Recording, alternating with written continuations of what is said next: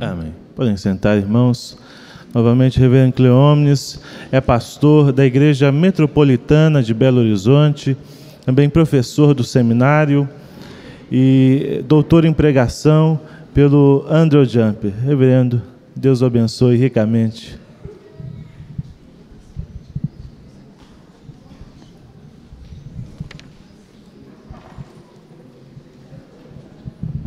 Reverendo, Deus abençoe, querido.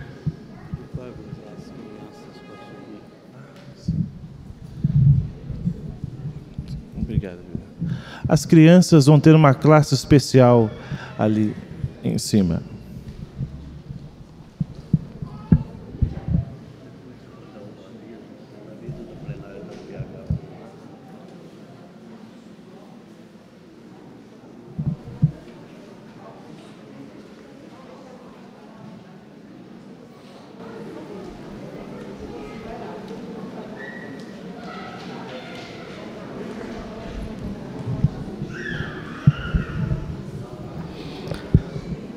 Meus irmãos, bom dia. Mais uma vez nós queremos agradecer ao pastor da igreja, Reverendo Ítalo, também ao conselho da igreja, também toda a coordenação do encontro, que recebeu a gente com muita cordialidade, muita fidalguia. Agradecer toda a diplomacia da igreja, uma igreja muito diplomática.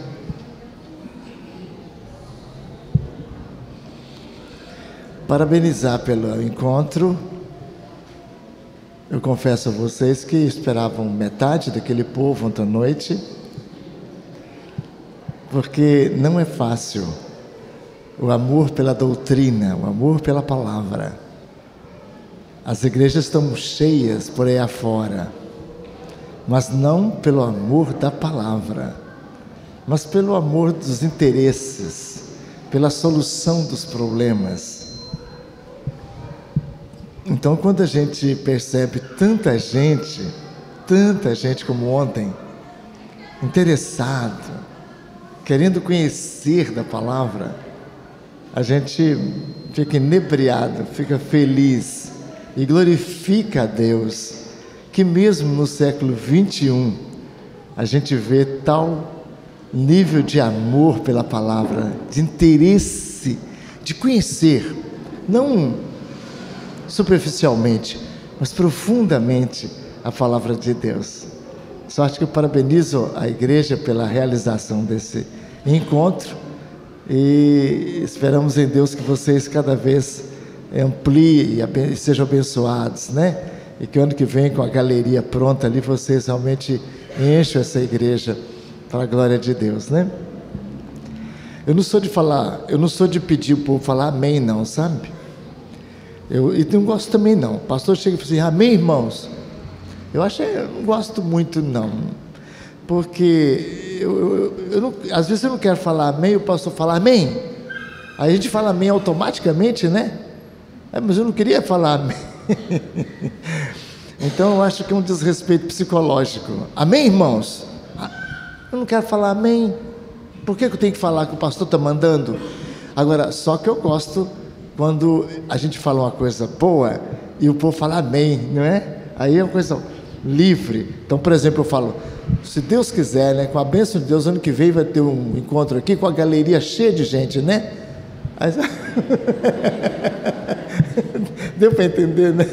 Aí eu fico feliz. Nós vamos trabalhar agora de manhã especificamente com a doutrina da justificação pela fé. Essa doutrina é tão maravilhosa. Nós vamos ler Romanos capítulo 4, Romanos capítulo 4, 18 até versículo 5, até o capítulo 5, versículo 11. Romanos 4, 18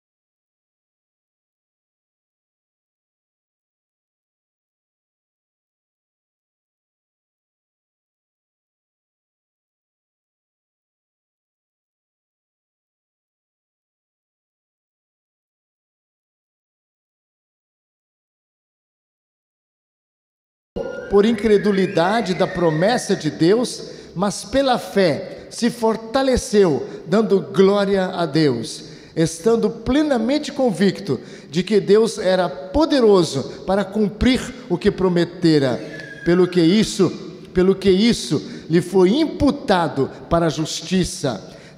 E não somente por causa dele está escrito que ele foi levado em conta, mas também por nossa causa, para que a nós igualmente nos será imputado, a saber, nós que cremos naquele que ressuscitou dentre os mortos, a Jesus nosso Senhor, o qual foi entregue por causa das nossas transgressões e ressuscitou por causa da nossa justificação.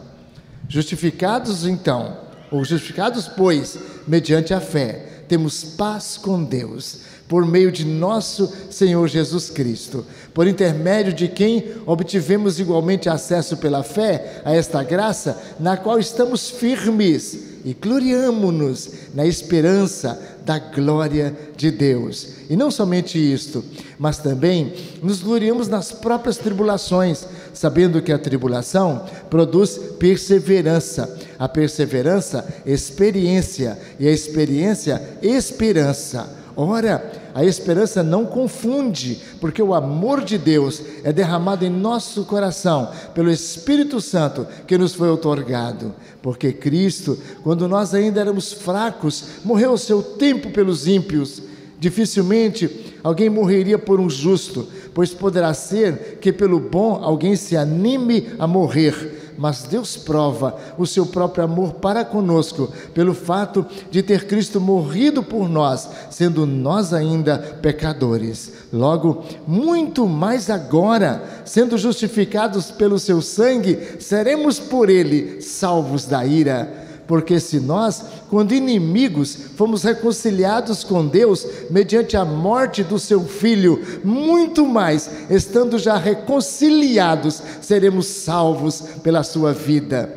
E não somente isto, mas também nos gloriamos em Deus, por nosso Senhor Jesus Cristo, por intermédio de quem recebemos agora a reconciliação. Senhor Jesus,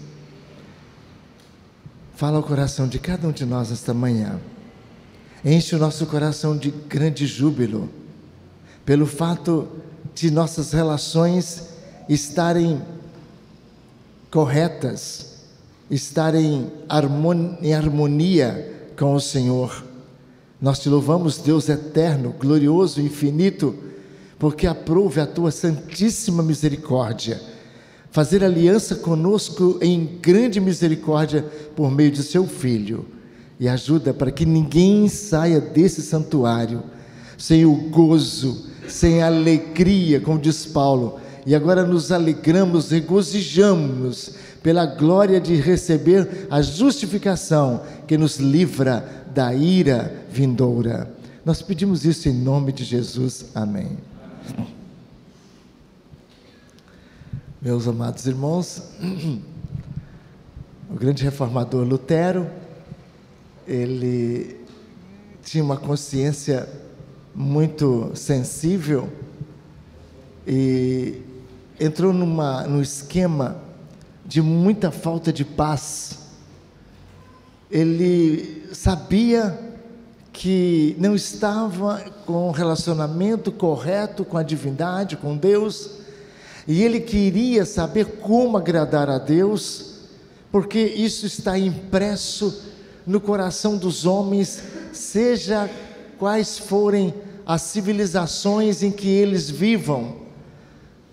Lá na Índia, aonde o Evangelho, quem sabe, ainda não chegou, psiquiatras e psicólogos já ficam impressionados com o complexo de culpa que permeia a sociedade, como as pessoas procuram os seus consultórios cheios de ansiedade, de medo, cheios de complicações. Quando os portugueses chegaram no Brasil, o Evangelho não tinha chegado ainda no Brasil, e os índios já tinham percepção de que algo podia acontecer com eles, por causa da ira de Tupã, o deus dos índios. E quando começava a trovejar, a relampejar, a tribo entrava em pânico, procurando uma galinha, um animal para matar o animal, para aplacar a ira de Tupã. É impressionante como ninguém falou com qualquer um de nós, de que nós somos devedores, de que nós estamos devendo, de que nós somos dignos de uma tragédia, de uma ira, de algo terrível que nos pode acontecer. Em Salvador, uma senhora procurou-me no gabinete pastoral e disse: reverendo, eu não sei porquê, mas dentro do meu coração tem alguma coisa dizendo que vai acontecer uma tragédia horrível com o meu marido, com a minha família. Por que eu estou ansiosa assim? É impressionante como nós sabemos que nós não estamos em relacionamentos corretos com o Criador. Isso a Bíblia chama de culpa, e a psicologia chama de complexo de culpa. O sentimento de perda, eu acredito, seja um sentimento que fortalece muito a prática desportiva. Você já reparou que você liga a televisão e tem 2 times jogando, você nem sabe o nome daqueles times, e imediatamente você toma simpatia por um daqueles times e começa a torcer para ele, para ver se ele vence. Não é ele que vence, é você. O sentimento da derrota é é seu. Você está torcendo para aquele time ganhar, por quê? Qual o interesse real, verdadeiro? Nenhum. Se a bola entra no gol lá ou entra no gol cá, você podia pular do mesmo jeito. Mas você tomou partido de um time, por quê?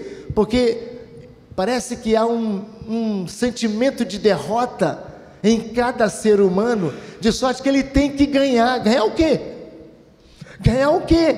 Por que tem que ser vencedor? Mas é porque nós sentimos que alguma coisa aconteceu. Nós somos vítimas de alguma coisa. Nós estamos perdendo por alguma causa, e nós vamos sofrer uma dura derrota. Isso é um sentimento, menino, que está em você, que está em mim, e que a gente às vezes não percebe, e que aparece às vezes até na prática desportiva. O fato, meus irmãos, é que Lutero estava com esse sentimento. Após ter visto a morte de um colega, alguém fala de primo, colhido por um raio ao seu lado, quando ele atravessava um campo, e esse jovem, seu colega, morreu na vítima de um raio. Ele então começa a ficar apavorado, porque ele começou a pensar: se fosse eu, e vendo o caixão do seu primo, do seu colega no dia seguinte, a alma dele entrou em pânico. Ele disse, ele compareceu diante de Deus: e se fosse eu, como seria? Ele queria ter paz, ele queria ter certeza de que ele estava perdoado, que ele pudesse satisfazer a justiça de Deus, obedecendo os mandamentos de Deus. Ele então começa a afligir a sua alma, ele começa a procurar algum recurso de penitências, e ele então começa a fazer algo assim para poder apaziguar a sua alma, apaziguar a Deus. Ele começa a sair fora de conforto. Ele dormia num colchão de um conforto, ele passou a dormir no chão, para poder castigar-se. E os seus orientadores de religião, os seus padres, diziam: Lutero, você já fez o suficiente, você não precisa fazer assim. Ele vai a Roma e sobe de joelhos todas as escadarias da Basílica de Pedro. Ele está subindo aquela escadaria, ele então passa a ter necessidade, porque sua alma tem que ter paz, precisa de paz, e ele sente que alguma coisa tinha que ser feito. E aí ele está no convento, quando ele começa a estudar as Escrituras, e de repente ele lê que a justiça de Deus se revela no Evangelho, nas boas novas, de fé em fé. E ele começa a perceber, analisar esse versículo, e ele entende que justiça de Deus significa aquilo que Deus exige, aquilo que Deus requer. justiça de Deus no Novo Testamento significa as exigências inflexíveis da lei de Deus. A justiça de Deus tem que ser feita. Ou nós fazemos tudo o que a lei determina, ou nós estaremos perdidos. Ou nós fazemos tudo o que a lei manda, ordena, e assim nós teremos paz no nosso relacionamento aqui na terra e o relacionamento com Deus, ou nós estaremos perdidos para sempre. Mas há dentro de nós uma convicção muito forte de que nós não conseguimos, porque nós pecamos por pensamentos, por atos, por obras, por pensar, por falar, por olhar, por ver, por ouvir, por sentir. Nós pecamos a todo momento. Nós pecamos por omissão, e nós pecamos por comissão. Cometemos pecado, transgredimos a lei, furamos o sinal vermelho. Isso é pecar por comissão, por confrontar a Deus, por transgredir, por transpor o limite que Deus pôs para nós. Mas às vezes nós falamos assim: eu não peco desse jeito, eu nunca matei, eu nunca adulterei, eu nunca fiz nada de errado. Mas acontece que a lei ela é aplicada de forma dupla. Ela ordena, o que ela ordena é proibido de fazer, e naquilo que ela ordena, que é proibido de fazer, está ordenado a prática do contrário. Ou seja, a lei não é apenas quebrada quando você comete a transgressão, mas quando você omite a obediência.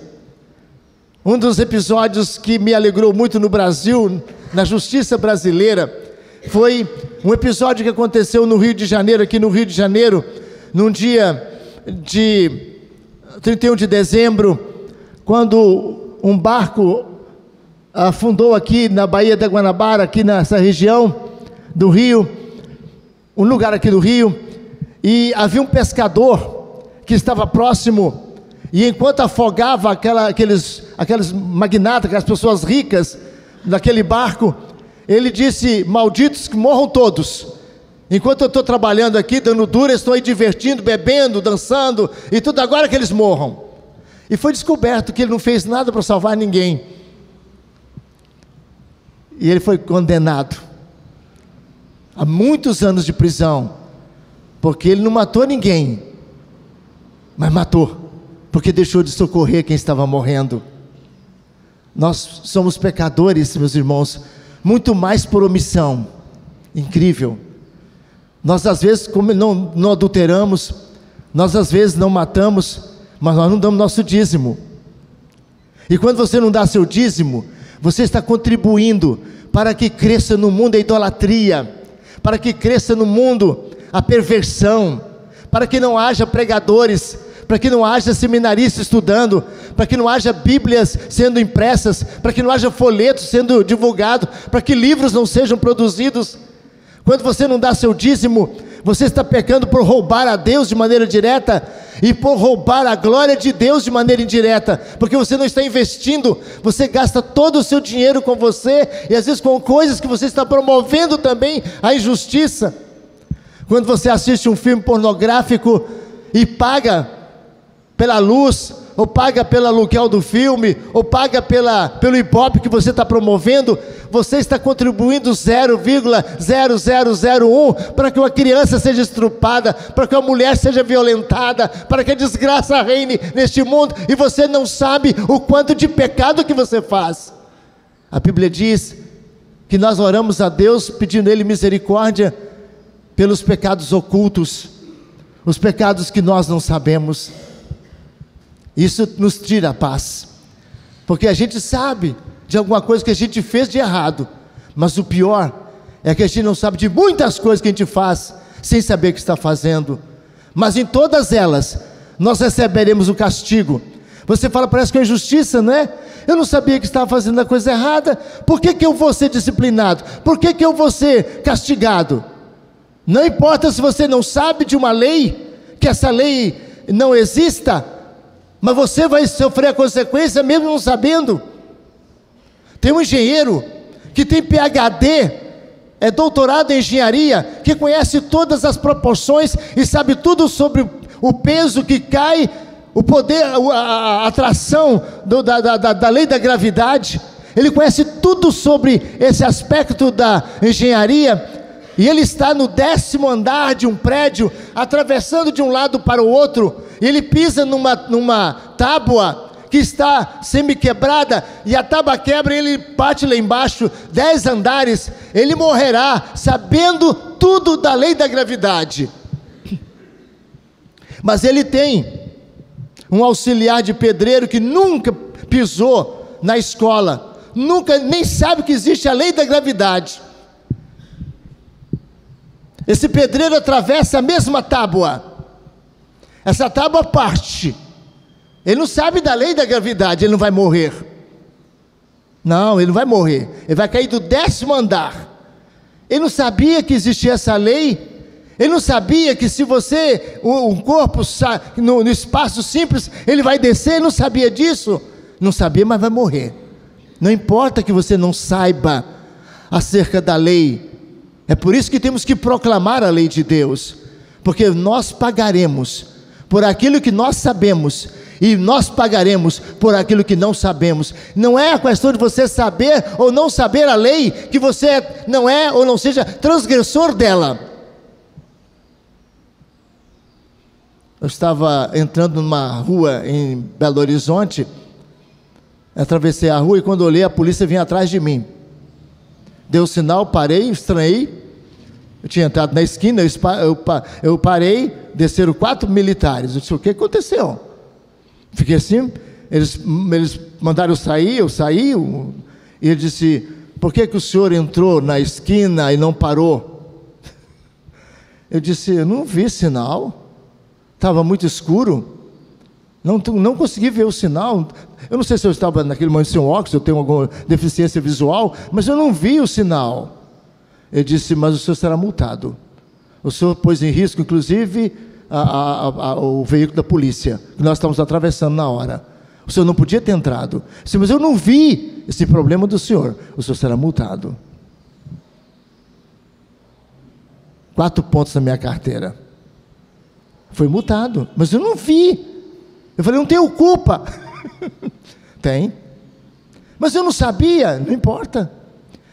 A Bíblia diz que a lei de Deus ela é inflexível. Nós somos pecadores, nós nascemos pecadores. Você nem sabia de nada e você já era um pecador. Em pecado me concebeu a minha mãe. Lutero sabia isso. Mas quando ele agora vê que a justiça de Deus, o que Deus exige é revelado, é mostrado, é evidenciado no Evangelion, no Evangelho, nas boas novas, as boas novas. Ele começa a ficar feliz. Ele está dizendo o quê? Que foi revelado? A justiça de Deus é revelado nas boas novas. Ou seja, quando alguém está pregando uma notícia alegre, a justiça, o que Deus exige, a cobrança de Deus, a lei de Deus está sendo anunciada, e então ela é anunciada de uma maneira alegre, porque na justiça de Deus é revelada, é mostrada nas boas novas, nas novas gloriosas, nas benditas novas do Evangelho. E ele fala, porque o que ele vai dizer? Ele vai dizer que a justiça de Deus, Paulo está dizendo, e ele está lendo isso, que a justiça de Deus se revela no Evangelho, agora de fé em fé. A justiça se revela no Evangelho de fé em fé. Ou seja, ele está dizendo, olha, o que Deus exige, o que Deus quer, está sendo revelada nas boas novas. De fé em fé significa de fé para começar e de fé para terminar. Ou seja, fé no começo e fé no final. Não tem outra coisa no meio. Não tem obras, não tem sentimento, não tem lei. A justiça de Deus se revela no Evangelho de fé em fé. De quem acredita para quem acredita. De quem começou a acreditar, terminou acreditando. De fé em fé, a justiça de Deus se revela no Evangelho. Como está escrito, o justo há de viver pela fé. Quando Lutero vê isso, seu espírito é solto, sua alegria é incontida, sua esperança é imorredoura.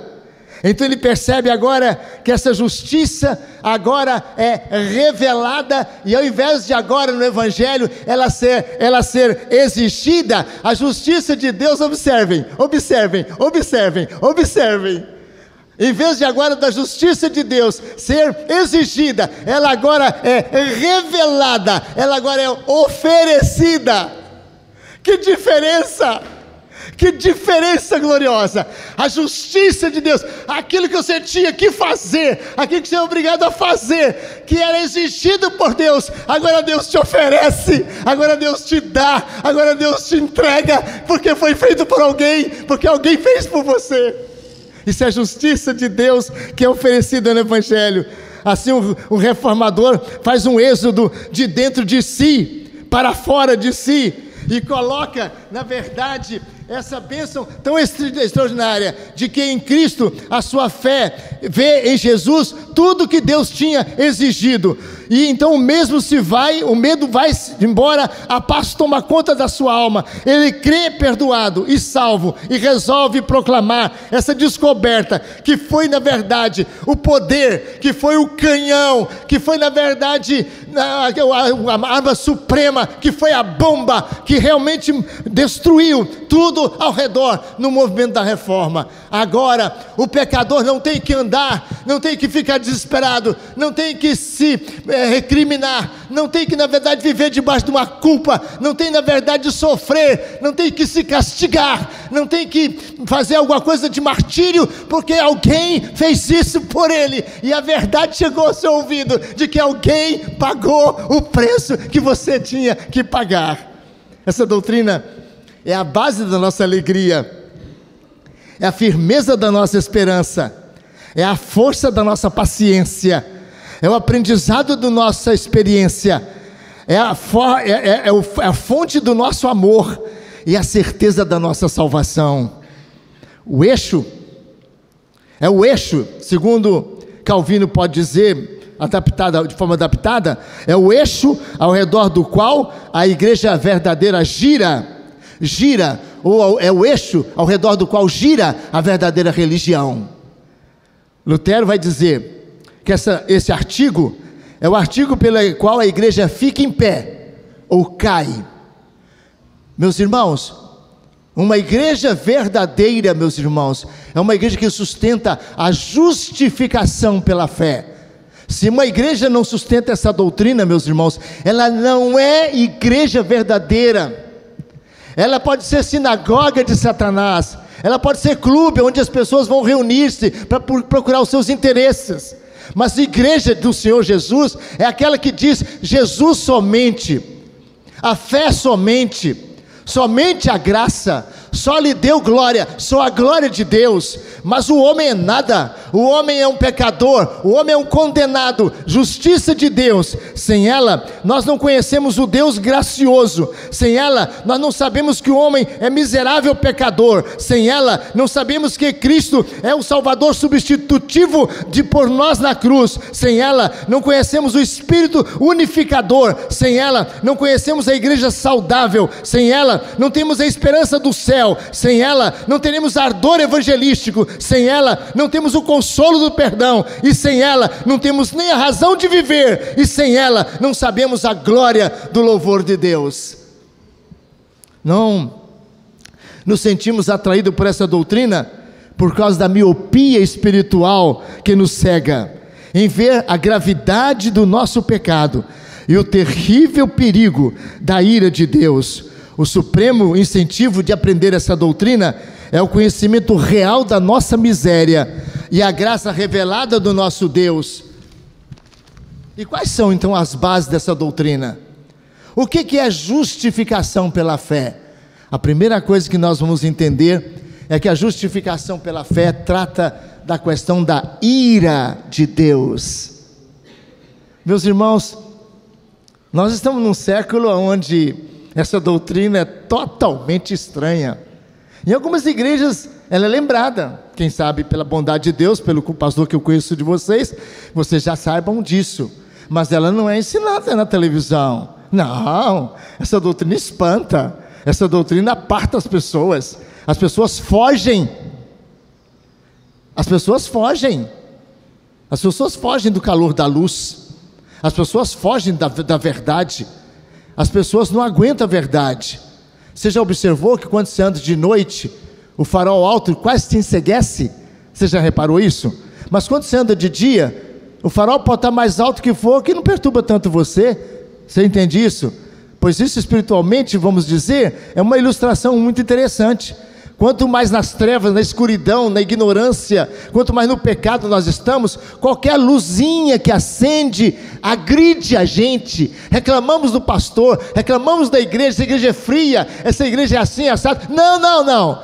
O problema é a nossa desgraça, o problema é a nossa cegueira, a nossa escuridão que nós estamos nela. Se nós estamos na luz, se andamos na luz, como Ele está na luz, não temos comunhão uns com os outros, e a luz não nos agride.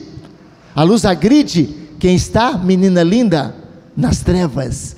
A luz agride quem está nas trevas, mas quem está na luz, a luz não agride.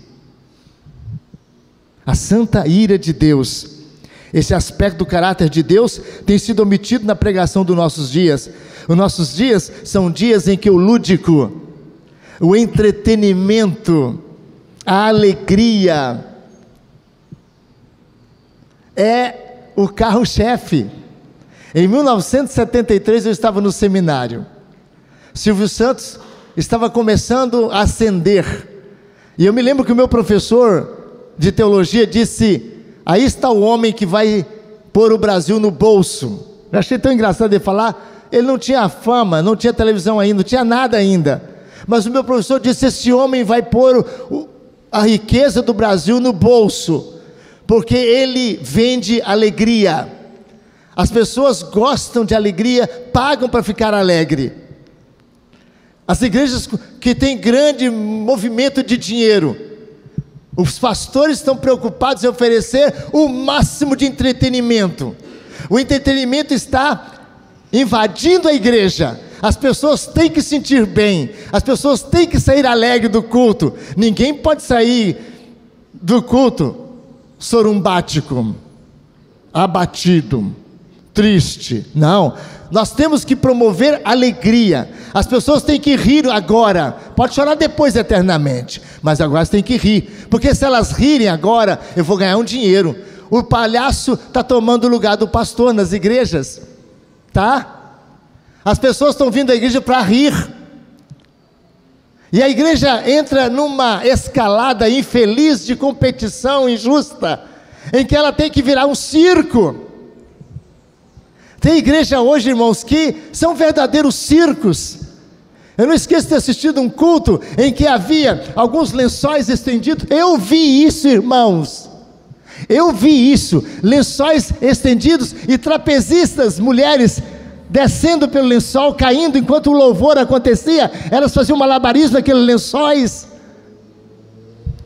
E uma menina perguntou para mim, lá em Belo Horizonte, por que na minha igreja não tinha um grupo de dança? Porque ela viu que na nossa mocidade tem as meninas lindas, de corpinhos lindos, e eu podia fazer um grupo de dança na igreja, porque as meninas eram muito esbeltas e bonitas.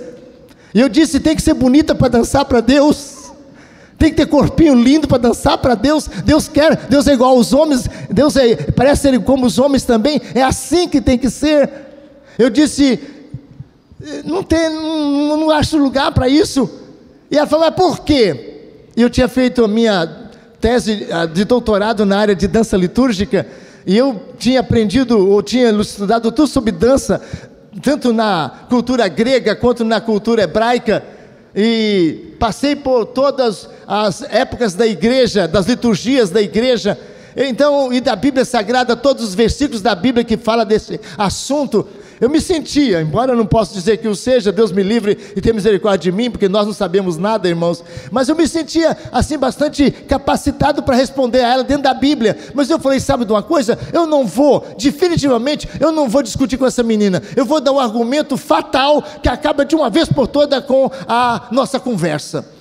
E eu falei assim para ela: menina, eu não vou deixar as meninas dançar na minha igreja, porque de repente alguma delas pode ter um irmãozinho que gosta de brincar com pirotecnia, jogar aqueles bastões incendiários, né? E pegar os bastões, você conhece, né? Jogar aquelas coisas de fogo, bastão incendiário, e de repente o irmãozinho dela fala assim: ah, pastor, a minha irmãzinha está dançando, eu queria também, na hora do louvor, jogar os bastãozinhos de fogo assim na frente da igreja. Você entendeu, menina?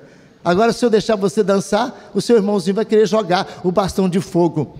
Eu falei assim: esse argumento é um argumento fatal, certo? Se eu falar isso, acabou o assunto, que ela vai convencer-se. Essa é mesmo, né? Não deve mesmo. Quando eu terminei meu argumento, que eu achava fatal, ela olhou para mim, seminarista Luciano, ela olhou para mim na maior inocência e falou assim: uai, pastor, mas tem algum pecado de jogar fogo dentro da igreja assim? Aí eu falei assim: como? Por que que? Ela disse: não, porque na minha igreja o pastor admitiu a semana passada. O pastor contratou um grupo de meninos lá, que enquanto a menina dança de um lado, do outro lado me joga fogo. Entendeu? Na hora do louvor, o meu argumento foi para o beleléu. O meu argumento foi para... Mas lá nos Estados Unidos tem um pastor que foi mais longe. Ele arranjou uma sessão de striptease na igreja. Já tem tempos que eu li isso, irmãos. Eu li isso numa revista brasileira de respeito.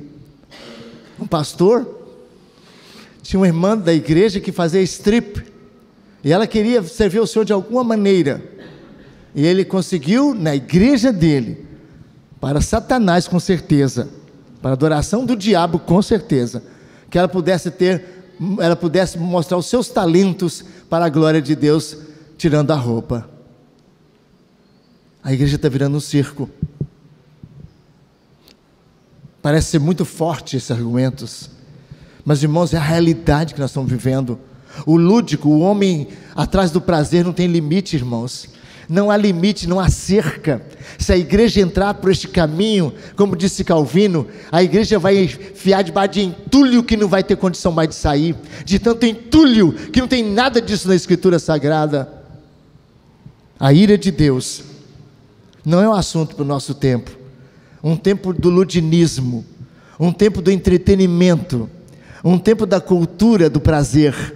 A ira de Deus espanta, mas nós temos que entender que a justificação trata com a santa ira de Deus, porque nós temos criado um Deus à nossa imagem, nossa semelhança, um Deus sorriso, um Deus que na verdade é um namoradinho do Brasil, um Jesus que é uma figura tênue, fraca, frágil, quase efeminada, um Jesus efeminado, um Jesus que aceita tudo, que suporta tudo, que abraça tudo, um Jesus que não é o Cristo da Escritura, o Cristo que tinha ódio ao pecado, um Cristo que podia condenar e chamar os fariseus hipócritas, vocês são na verdade candidatos do inferno 2 vezes mais do que qualquer outro candidato é. A Bíblia apresenta um Deus justo e inflexível quanto ao pecado. Abacuque diz: tu és tão puro de olhos que não podes ver o mal, e a opressão não pode suportar.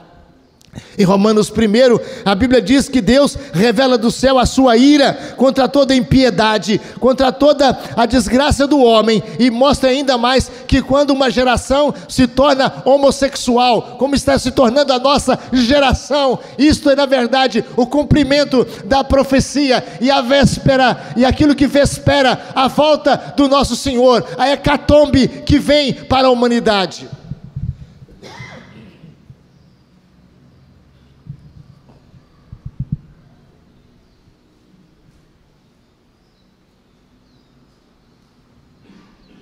Todas as civilizações caíram. A última manifestação delas foi o homossexualismo.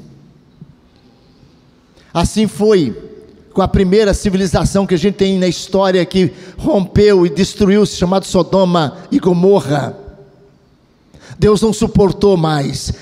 Foi a última coisa, foi a última forma de afrontar, de maneira ímpia, cuspir em Deus, atrás da satisfação carnal, atrás da gratificação carnal, que não produz vida, que é sujo e imundo. O homossexualismo, quando eu falo tão seriamente contra o homossexualismo, eu não estou falando contra o homossexual. A ele eu tenho que amar como um pecador igual a ele. Se alguém aqui pensa que eu estou condenando, eu não estou condenando ele ao nível humano. Eu não tenho esse direito de condenar ninguém, porque eu sou pior do que ele. Algum de nós aqui é melhor do que homossexual? Alguém aqui pode levantar o braço dizendo, não, você não é não. E se você falar que é, você se torna pior 2 vezes do que ele. Porque a Bíblia fala que todos pecaram. Todos. Mas o homossexualismo é na verdade um tipo de pecado em que a Bíblia mostra a ira de Deus de uma maneira muito diretiva e fala: por causa da sua iniquidade Deus os abandonou, Deus os abandonou, Deus os abandonou, Deus os entregou à concupiscência maligna de desonrar o seu corpo entre si, de maneira que o homem usa os próprios homens para sua satisfação. Isso é, à luz de Deus, uma forma da ira de Deus se manifestar. E toda vez que a civilização chega no ponto que nós estamos chegando, alguma coisa especial, tremenda vai acontecer. Assim foi com a civilização, repito, Sodoma e Gomorra.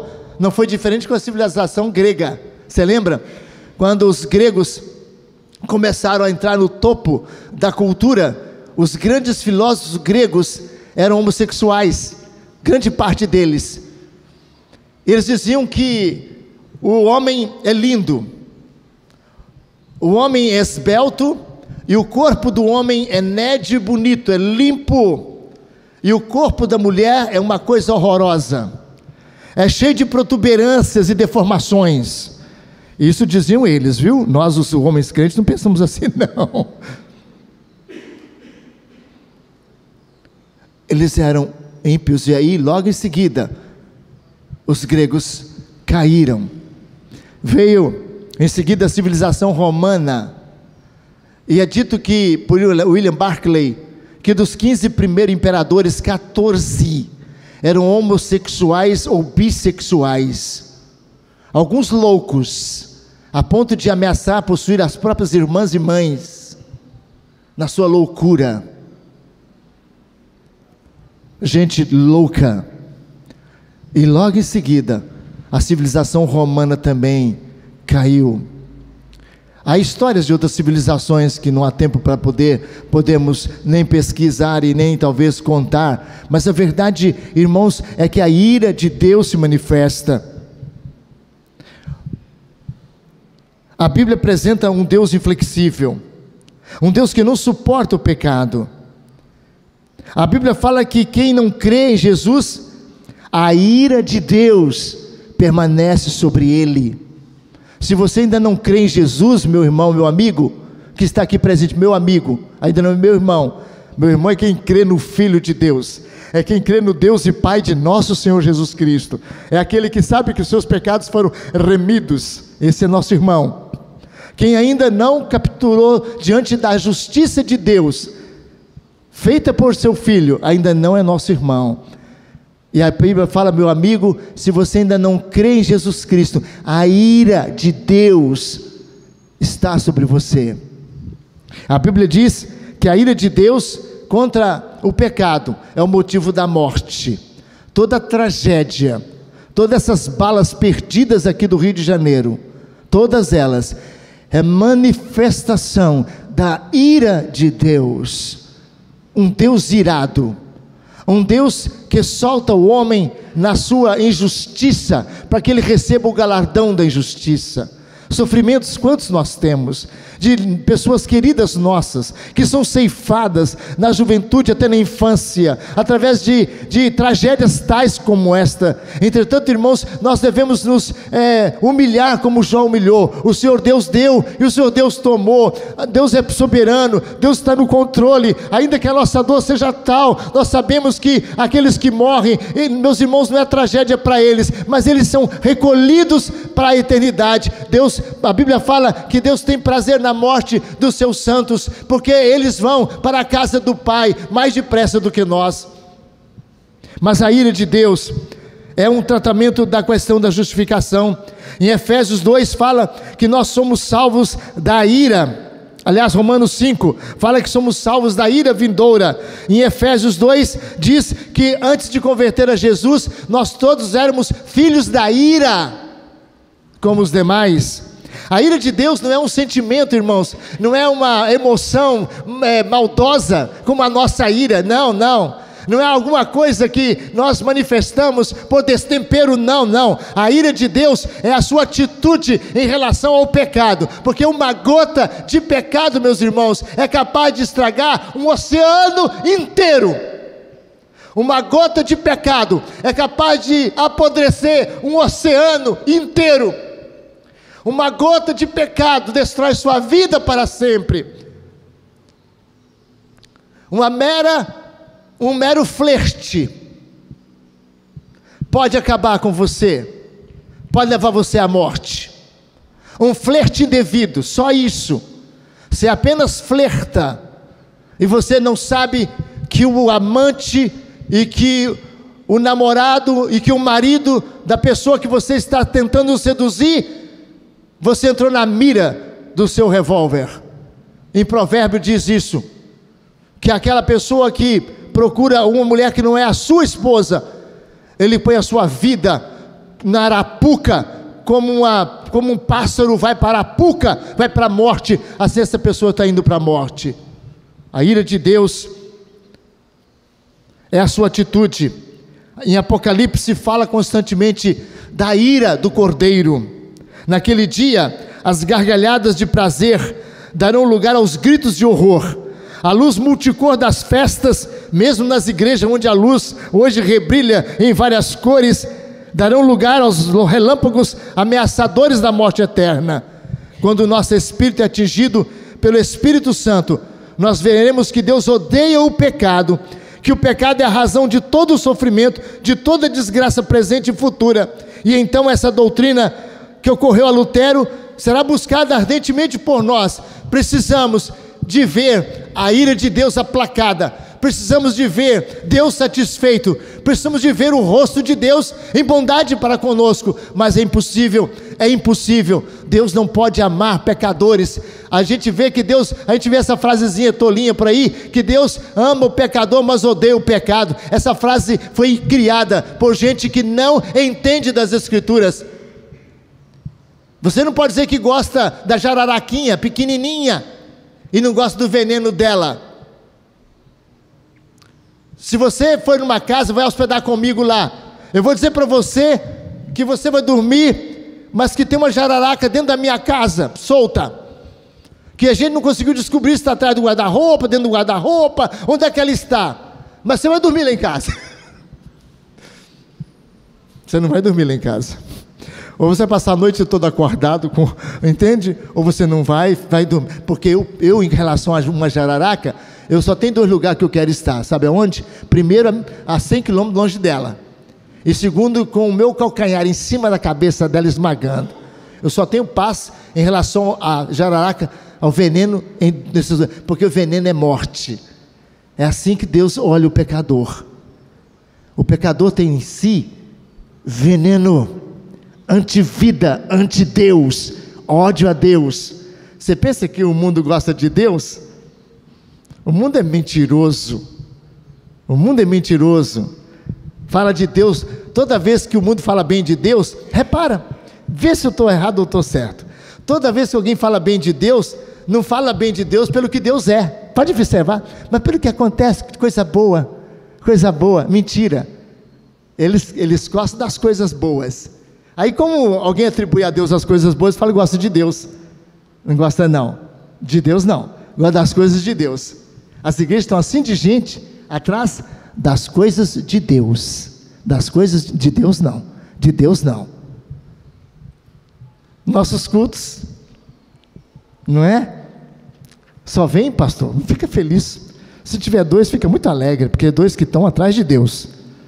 Às vezes fico com inveja. Na igreja vizinha lá onde cai o diabo, onde as pessoas caem lá, está cheio de gente. A minha igreja só tem 7, 10, 12, quinta-feira, 20. Quando dá 20 é um maior milagre no culto de quinta-feira. Mas eu fico tão feliz, porque eu sei que aqueles 20 ali vieram por causa do Senhor, por causa do Senhor Jesus.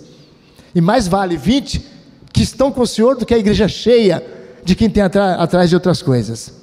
A ira de Deus é o fundamento da doutrina da justificação. Justificação é um ato forense, de julgamento. A pessoa tem que ser justificada. Isso é um ato jurídico, é de lei, e trata com a lei de Deus. Mas a segunda parte da justificação trata da doutrina gloriosa, bendita, da vida santa, substitutiva, gloriosa de Jesus nosso Senhor. Se de um lado nós temos um Deus justo, inflexível e irado, e que não suporta o pecado, e que todo dia no jornal, todo dia na televisão, você está vendo a manifestação da sua ira. Ou você acha que aquele apartamento de 52 milhões de reais foi descoberto do nada? Ou você acha que não foi Deus que abriu aquela porta e mostrou para a polícia? É Deus, é o Senhor que está fazendo tudo o que está acontecendo em nossa pátria. Uma pátria vendida, e em cada brasileiro vendida a corrupção. A gente está apontando o dedo para Brasília, mas tem 4 dedos apontados para você.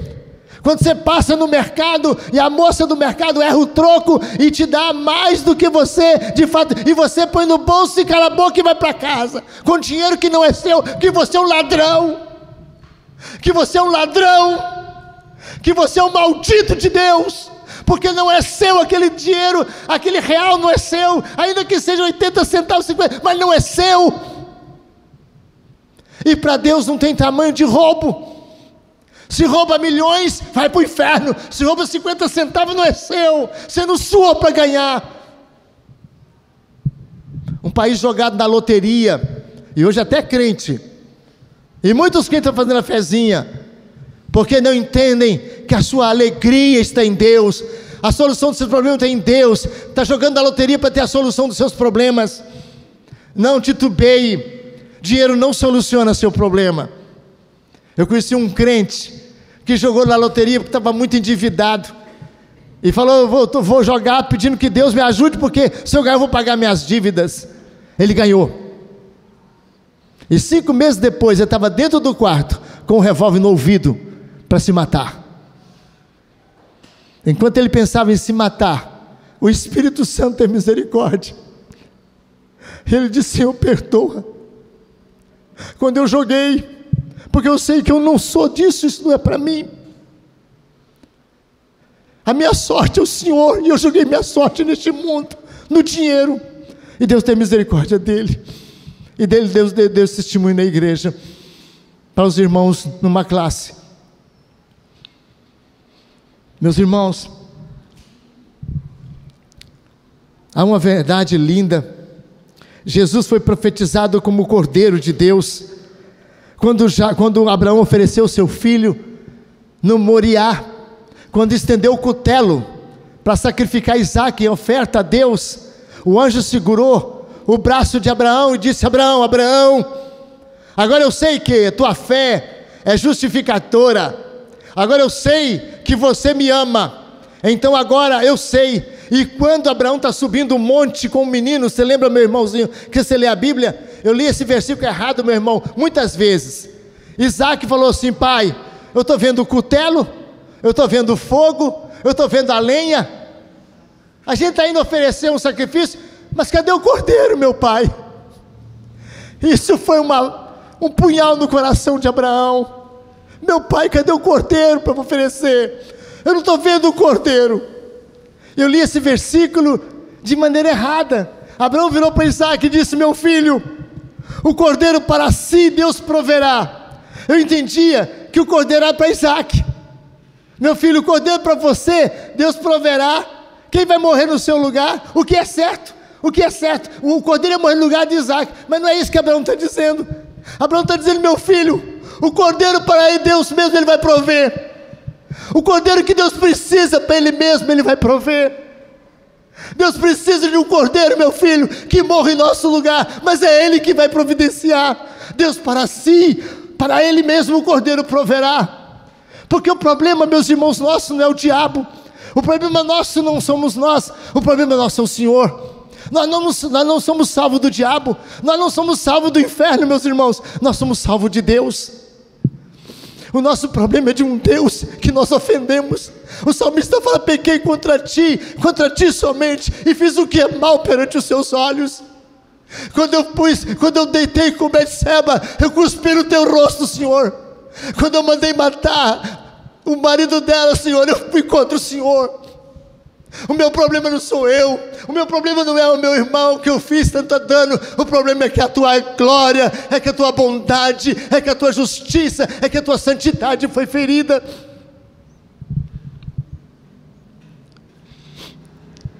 Em Isaías, Jesus é profetizado como o Cordeiro que leva sobre si as nossas dores, e os nossos pecados estão sobre ele, e pelas suas pisaduras, e pelos seus ferimentos, e pelas chagas dele, nós fomos sarados. Ele deu sua alma em resgate de nós, em resgate de muitos.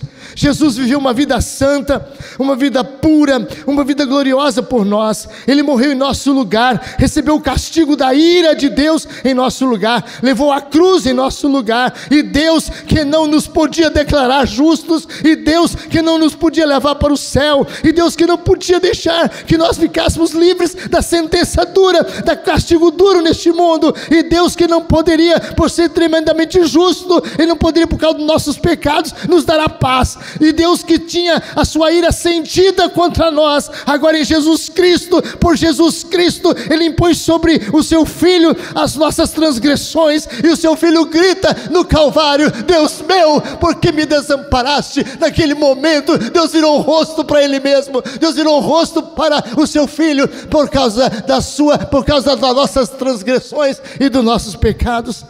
Isso é absolutamente gratuito. Isso não é nós que fazemos, mas é Deus que faz. Não é nós que nos tornamos justos, conforme a doutrina que vocês conhecem, que nós herdamos do catolicismo. Não é Deus que nos faz justos, não. Nós jamais seremos justos, mas um justo que assume o nosso lugar, e a justiça que nos é imputada. Deus não nos faz justos, mas Deus nos vê como justos. Isso é glória. Deus não faz você justo, mas Deus te vê como justo, porque te vê no amado Filho dele, no Calvário e na cruz em seu lugar. Deus, na sua bondade, se mostra para com você misericordioso. Toda a justiça de Deus envolve os aspectos forenses, judiciais. A justiça é fora de nós. A justificação é uma obra do Deus bendito, que é feita não dentro de nós, mas lá na cruz. A justificação tem a ver com a justiça que teríamos que satisfazer. É uma declaração do perdão de Deus, que ocorre de uma vez por todas, igual para todos os pecadores. Todos são justificados igualmente. A justiça de Deus é salvadora, porque a salvação de Deus é para vocês na mesma medida. Vocês não têm que fazer nada, Deus fez tudo por cada um de vocês. Não há aqui ninguém mais salvo ou menos salvo do que o outro. Todos são salvos na mesma graça, na mesma misericórdia, no mesmo poder, na mesma bondade, na mesma manifestação da sua glória. Todos são salvos igualmente. Justificação é um ato de Deus que declara todo crente que põe a sua fé em Jesus justificado por meio dessa fé. A justificação está centrada nessa verdade: alguém morreu por mim, alguém pagou o preço por mim. A terceira verdade dessa doutrina: a primeira, a ira de Deus; a segunda, a substituição e o sacrifício do Senhor Jesus Cristo; e a terceira verdade dessa doutrina é que ela nos é atribuída, ela nos é oferecida na fé, pela fé somente. Você não tem que fazer nada, você tem apenas que acreditar, só isso. Você tem apenas que crer que você feriu, que você é abominável, que você provocou a ira de Deus. Você tem que crer que Cristo é seu substituto, que Ele morreu em seu lugar. E aí, feito isso, você então já cumpriu o terceiro aspecto dessa doutrina, que é a fé. Como ocorre também pelo favor imerecido fora de nós, é nos anunciado pelo Evangelho A justiça de Deus se revela no Evangelion, nas boas novas. A palavra evangelho no grego significa boas, angelos, anjo, anunciante, né? Anúncio, nova, notícia. Evangélio é boas novas. O Evangélio, vocês lembram, vocês já estudaram isso, eu estou apenas repetindo. O Evangélio é o nome do Evangelho. Os 4 Evangelhos são as 4 notícias boas, as 4 notícias preciosas e maravilhosas que o Redentor já fez por nós. O que nós teríamos que fazer. Essa verdade bendita foi oferecida no Evangelho, nas boas novas. E observe esse detalhe. Essa palavra tem uma origem interessante. Ela vem, na verdade, do grego, da cultura grega, aonde o rei mandava o seu exército para a batalha e alguém no castelo do rei ficava com a lupa, com o binóculo, olhando o mensageiro que vinha, trazendo a notícia da batalha. E o mensageiro com o binóculo olhava e ficava interpretando a corrida do anunciante. O rei dizia: como é que ele está correndo? Ele olhava assim: olha, ele está correndo como alguém que está trazendo notícia alegre.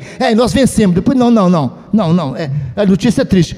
Não, é notícia alegre. Enquanto a pessoa vinha correndo para trazer a notícia, a pessoa que estava lá do rei ficava dando as informações interpretativas.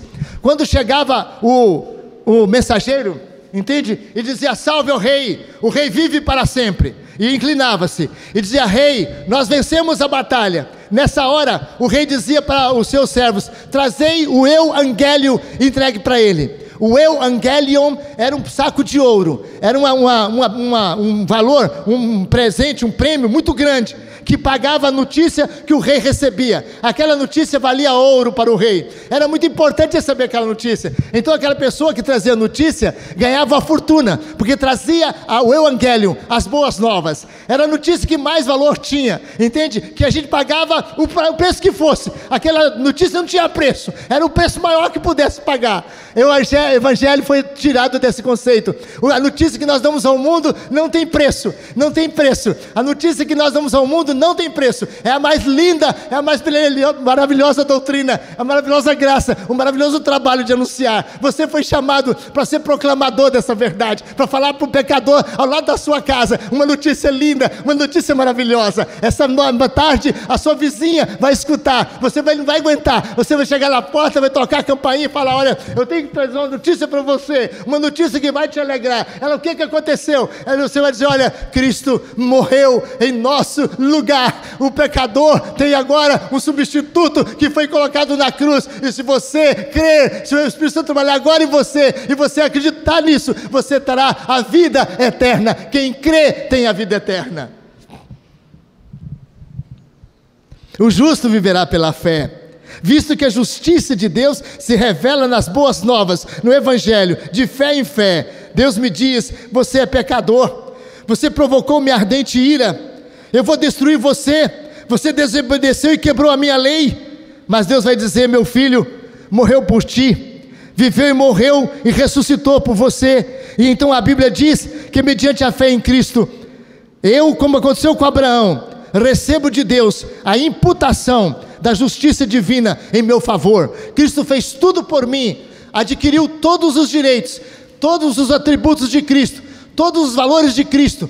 Tudo que Cristo fez, Ele fez por mim, Ele fez por ti, Ele fez por aquele que está ouvindo agora o Evangelion. Não é à toa que você está na igreja agora de manhã, não é à toa, você veio agora de manhã ouvir o Evangelho. E o Evangelho é isso: Deus providenciou para morrer no seu lugar, para você sofrer a sua condenação, para dizer, entre aspas, fosse para o inferno em seu lugar, o seu amado Filho, o nosso Redentor. Ele morreu por nós, Ele morreu pela sua igreja, Ele morreu pelo pecador, pelo eleito, por aquele que Ele chama. Ocorre comigo agora o que ocorreu com Abraão.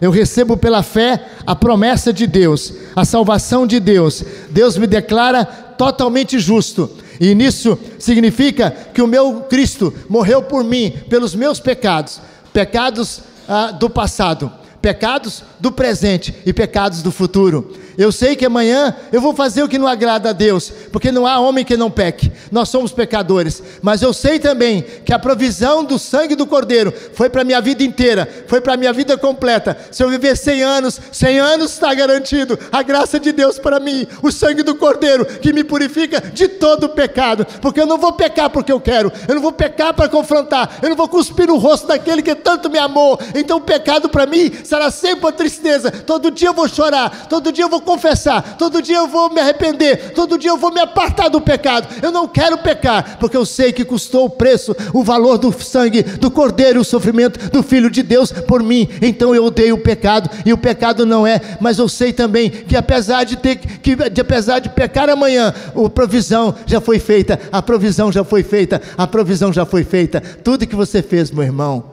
tudo já foi purificado. Diz que lá na Alemanha, no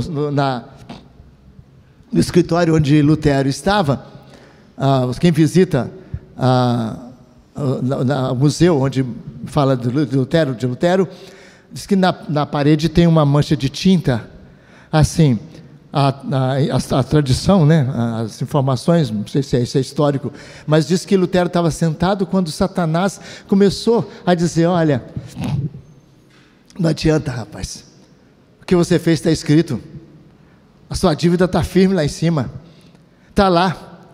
E aí ele começa a ficar com falta de paz de novo, e ele fala assim, ele levanta no ímpeto e fala: mas o sangue de Jesus me purifica de todo o pecado. E aí o vidro de tinta bate na parede e a mancha fica lá. O sangue de seu filho me purifica de todo o pecado.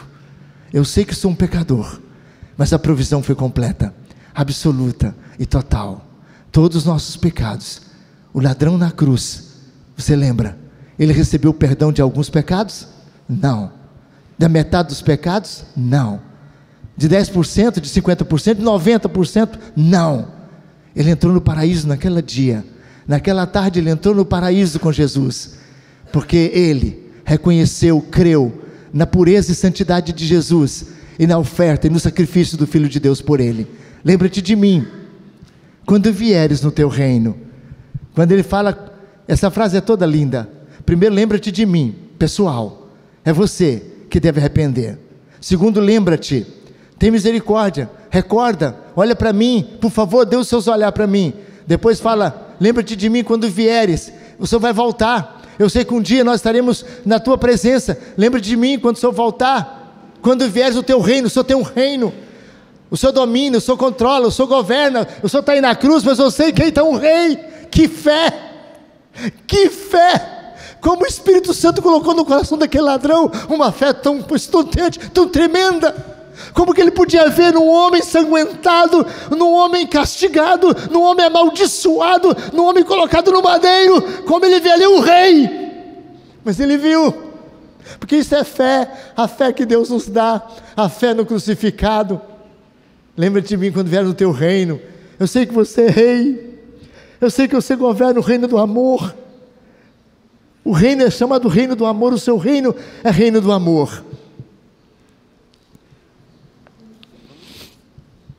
Nós somos, no instante da nossa fé exercida pelo poder do Espírito Santo em nós, nós somos unidos a Cristo. A nossa vida, a sua vida passa a ser a nossa vida. A sua morte toma lugar da nossa morte. E a sua ressurreição toma lugar da nossa ressurreição. E nós somos ressurretos espiritualmente por Jesus Cristo. Iremos ressuscitar no último dia pela obra que Ele faz. Isso acontece de maneira imerecida, totalmente imerecida, não de obras, para que ninguém se glorie. Que tem a ver isso comigo hoje? Tudo. O dom que recebemos de Deus nos vem pela justificação, conforme Romanos capítulo 5 vai dizer. Nós recebemos alegria, nós recebemos esperança, nós recebemos paciência. A partir de agora eu vou ter paciência com meu irmão, não vou mais fofocar dele. A partir de hoje eu não vou abrir minha boca para fofocar do meu irmão, porque eu aprendi que eu estou debaixo da ira de Deus. Sou um pecador como ele, e ele é menos pecador do que eu. Se você achar, repito como eu falei ontem, e tomara que isso fique gravado no seu coração com diamante, Se você tiver alguém aqui na igreja menos pecador do que você, eu vou pedir a Deus misericórdia por você. Se você achar alguém que aqui nessa igreja é mais pecador do que você, eu vou pedir misericórdia por você, que você é o pior do que ele. Porque qualquer crente sabe, mas qualquer um crente sabe, que não tem ninguém menos pecador do que ele. Paulo dizia, não foi qualquer um não, foi o apóstolo Paulo, dos pecadores eu era. Você lembra que ele falou isso? Ele disse, dos pecadores eu era o principal. Você lembra dessa frase, desse versículo? Lembra não? Desse versículo você não lembra não. Dos pecadores eu era o principal? Eu sou. Engraçado, já era salvo, mas ele já dizendo, olha, fiel é a verdade, e digno de toda aceitação, que Cristo Jesus veio no mundo para salvar os pecadores, dos quais eu sou o principal. Você vai chegar no céu e vai encontrar com Paulo. Eu tenho certeza que você vai abraçar o apóstolo Paulo e vai dizer, irmão, você falou aquilo lá, cara, meu irmão, você falou aquilo lá, deixou aquilo escrito para nós, mas você não me conheceu, Paulo. Você não sabe quanto que o meu coração era indigno, injusto, rebelde a Deus. Eu era o principal, Paulo. Você não era.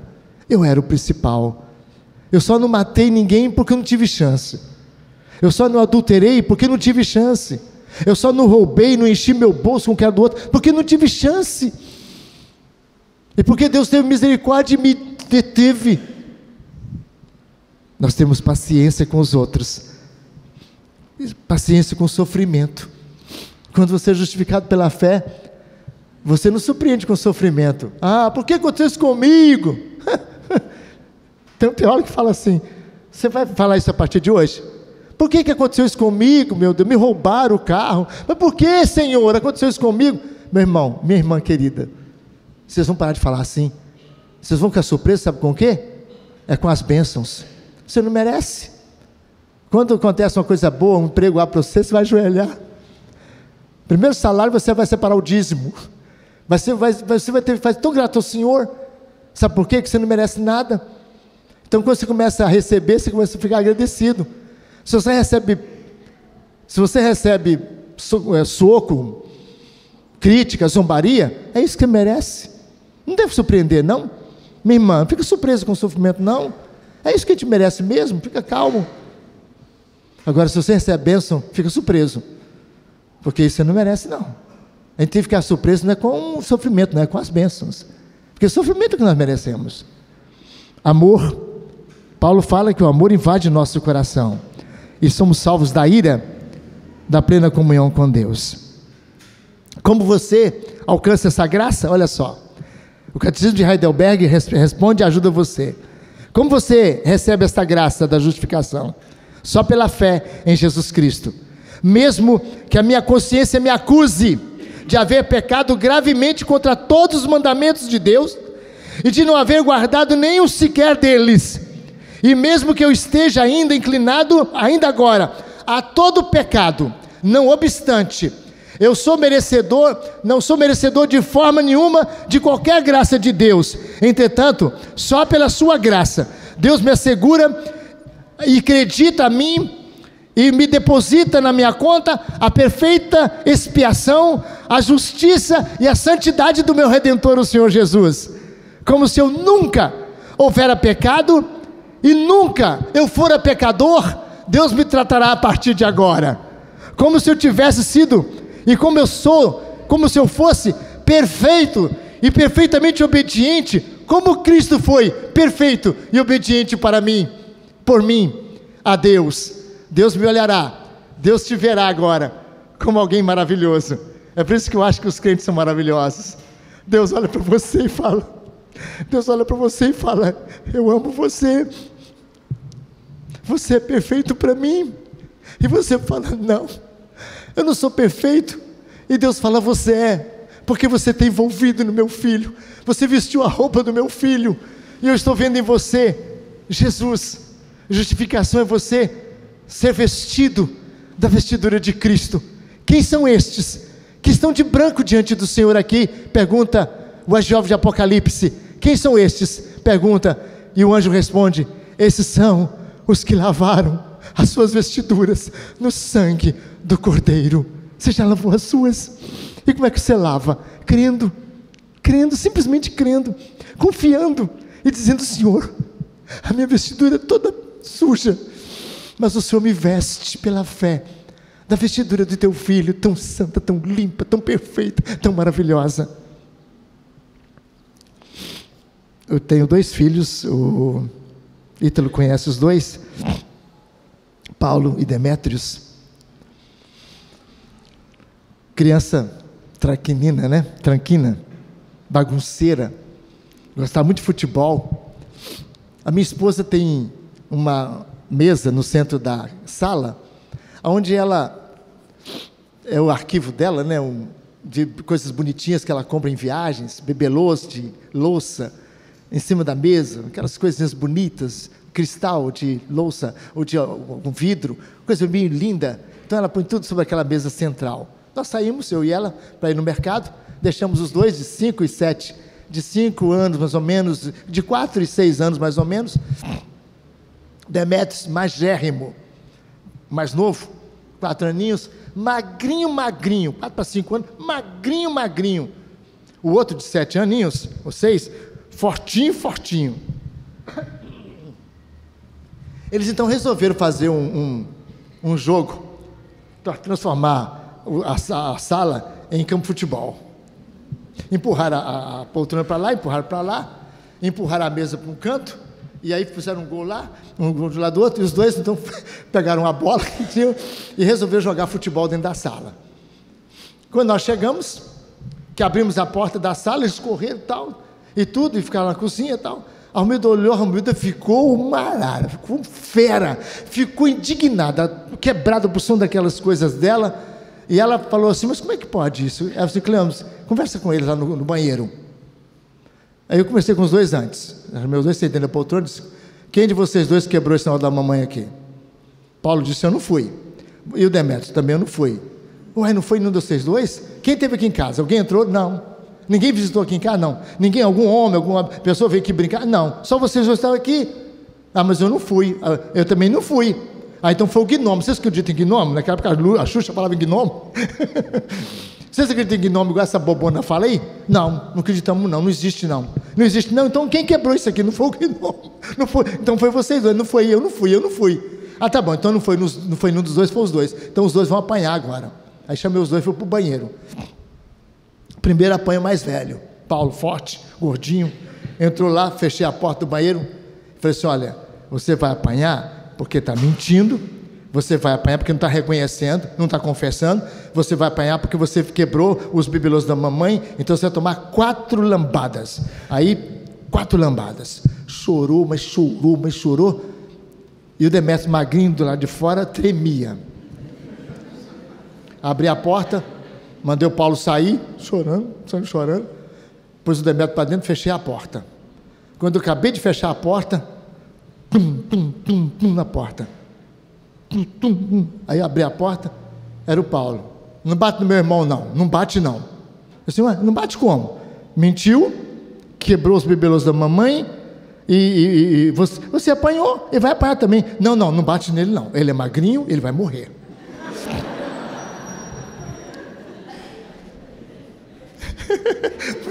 Vontade de rir na hora. Se morrer, problema. Se morrer, problema. Ele precisa de apanhar. Ele fez a coisa errada. Ele não pode fazer. A gente deu muita ordem a vocês e vocês obedeceram. Ele vai apanhar sim. Aí tentei fechar a porta, ele não bate que ele vai morrer. Eu falei assim: o que eu vou fazer? Bate em mim. Bate, eu quero apanhar no lugar dele, porque meu irmãozinho vai morrer. Aí virei para o Demétrios: Jimmy, oi pai, o Paulo quer apanhar no seu lugar, você aceita? Aceito.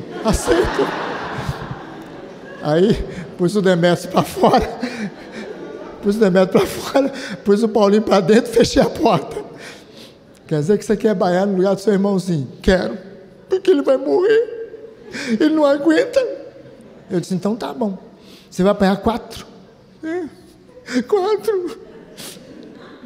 Aí falei assim: tá.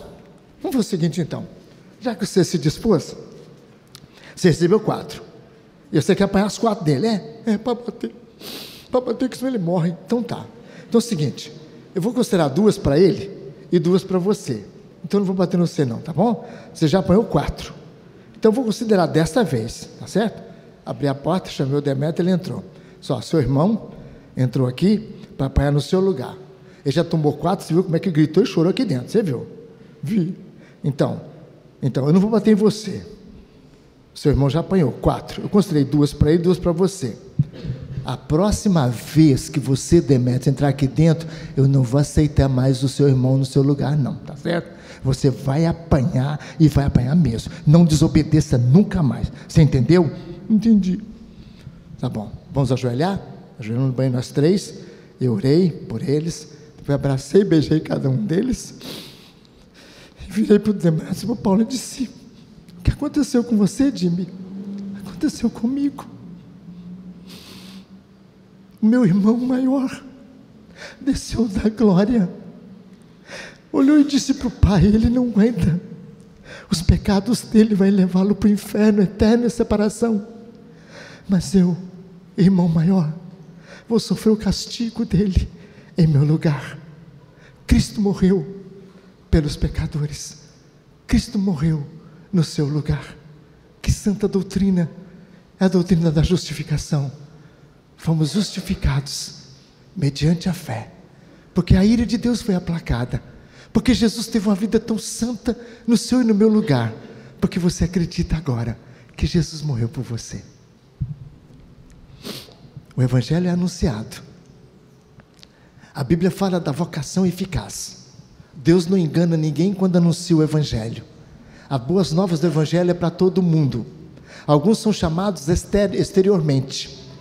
O mundo inteiro escuta a pregação do Evangelho, mas para eficácia, só os eleitos escutam o chamado interno, o chamado do interior. Deus não é injusto por oferecer, não, absolutamente. Com o anúncio do Evangelho, o Evangelho detém o mal no mundo. Se o mundo não é pior, é por causa da pregação do Evangelho.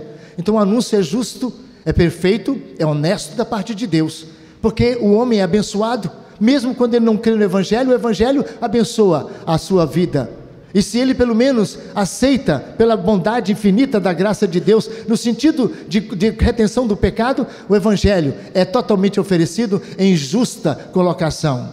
Os mistérios estão com Deus, lá na eternidade. Se Ele quiser, explica para a gente. Se não, me basta saber uma coisa: eu criei, por isso estou falando. Eu acredito, por isso estou feliz. Eu acredito, por isso estarei obedecendo pelo poder que Ele me dá. Eu não gostaria que você fosse para casa sem saber, sem entender que Deus justifica você pela obra de Jesus na cruz do Calvário. Isto é a boa nova. Essa é a doutrina da justificação pela fé. Tem coisa melhor do que isso? Porventura vocês conhecem alguma mensagem melhor do que essa? Porventura vocês vão ouvir alguma mensagem melhor do que essa? Porventura vocês vão ouvir alguma coisa assim? Às vezes você escuta que a pessoa deixou de fumar, deixou de beber, comprou um carro novo. Às vezes você escuta que uma pessoa comprou uma mansão porque foi para a igreja. Isso é lixo. Isso é puro lixo. Às vezes você escuta que a pessoa está curada, recebeu uma cura, mas vai morrer. Isso não vale nada diante da verdade do Evangelho, que diz que Deus nos livra da ira vindoura, que Deus nos livra do poder da morte, que Deus nos livra do mal das aflições, que Deus nos livra da condenação do inferno, que Deus nos salva e nos levará para o céu no último dia. Não é nada semelhante a isso. No último dia? Não, amanhã, hoje. Eu não sei se eu vou chegar em casa. Queira Deus que eu veja minha esposa hoje, meus filhos, queira Deus. Se não quiser, pode saber que eu estarei lá na glória, esperando vocês com essa boa nova que lhes trago, na graça de Deus nessa manhã. Deus justifica o ímpio pela fé. Aquele que trabalha, recebe o seu salário, e o salário é dado como dívida, com pagamento de dívida. Mas aquele que não trabalha, aquele que não tem como pagar a Deus, esse, acreditando, recebe a de graça, o que? A quitação da dívida na cruz do Calvário. Isso é a justificação pela fé. Vamos orar? Senhor Jesus, Muito obrigado por tua palavra. Muito obrigado por essa doutrina tão maravilhosa. Que esta igreja ama essa doutrina. Que o teu povo aqui presente glorifique o teu nome por essa doutrina. Que o teu povo viva para a glória de Deus, com a bênção desse anúncio, desse evangelho. Abençoa o nosso país, que é dito evangélico, mas que está tão longe da verdadeira graça do evangelho. Porque Deus está confundindo a vida deste mundo com as glórias eternas e excelsas da salvação pela fé. Oh, manda o avivamento para a nossa pátria, que comece aqui nesta igreja, Barra do Piraí, que comece na minha vida, e que eu não durma hoje, sem poder contar para alguém, sem poder dizer a alguém que escutei a boa nova do Senhor hoje, que Cristo morreu em nosso lugar, que a ira de Deus e o inferno foram fechados e foram aplacada a ira do Senhor pela morte do seu Filho no meu lugar, que Jesus assumiu o meu lugar ali no Calvário, que o Cordeiro, que Deus olhou para ele e colocou sobre ele as minhas transgressões e os meus pecados colocou sobre ele, pelas suas pisaduras e seu sofrimento eu fui curado, e pela sua morte e ressurreição ele justificou a muitos. Que essa verdade seja calorosa no meu coração, que ela mude também a minha vida, e que eu passe justificado que sou a praticar boas obras, e que as pessoas vejam que eu sou de Deus, porque vendo as boas obras que eu faço pela glória do Senhor, glorifique o meu Pai que está nos céus.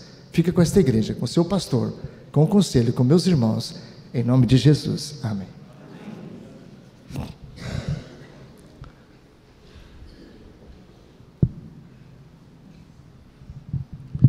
Irmãos, nós vamos ter um intervalo agora de 5 minutos. Os irmãos quiserem beber água, ir ao banheiro, e depois nós teremos uma sessão de perguntas e respostas. Se algum irmão tiver alguma pergunta, anote aí. Nós vamos fazer uma seleção, já tenho algumas aqui pré-selecionadas, e o reverendo irá responder algumas perguntas. Tá certo? Então, 5 minutinhos para nós nos recompormos.